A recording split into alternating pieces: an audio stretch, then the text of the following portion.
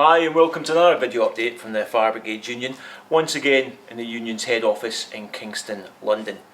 We're here to discuss a significant legal victory that's been won by the FBU, which could be groundbreaking for other workers across the UK.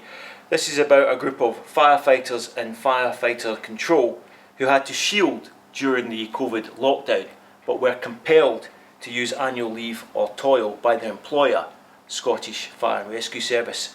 We're joined by the FBU Scottish Regional Secretary, Denise Christie, who ran this case. Now Denise, as I said, you actually ran the case from the start. So first of all, can you just give us a bit of background about what these issues were?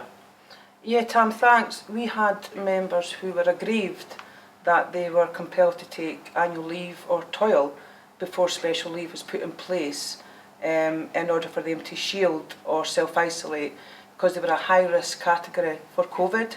And that was following guidance by either the GP or Health Protection Scotland. So because of their disability, the operational firefighters could not work, so they had to shield at home. So these are a group of workers who had no choice, they had to shield, but their employers said, no, use your leave first before you get granted any special leave. It does sound extraordinary. Now you ended up going to the Employment Tribunal on this issue, but first of all, what steps were taken internally with the service themselves to try and resolve this? I think like any grievance, we try to resolve it internally first. So we spoke with the service, we raised it internally, and then we formulated a collective grievance. That was then put forward to the service, it was not upheld, and then we looked to take that to appeal. Again, that was not upheld, so we never had any other option than to use the external resources in relation to Thomson Solicitors. And that's how you ended up in the Employment Tribunal, yeah? That's correct, yeah. Okay, well tell us the outcome. Yeah, we did win that ET, Tam. The tribunal judgement stated that those employees that did have a disability were treated unfairly. However, it was disappointing that no award was given to those employees. So what action is now getting taken in regard to that? Fighting? We are still fighting. The Union Executive Council has agreed to appeal that decision.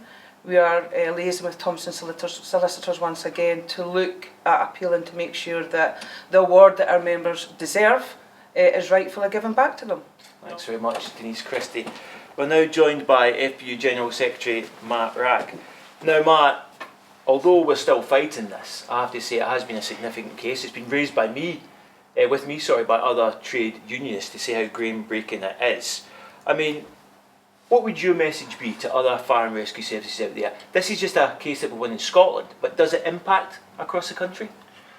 I think the first thing I would want to say, Tam, is employers shouldn't be using the pandemic to penalise their workforce, and that's one of the disappointing things about what happened in this case. And my message to employers across the country is to treat their workforce with respect. Our members have carried on to the best of their ability, delivering a first-class service across the UK throughout the pandemic, taking on additional roles.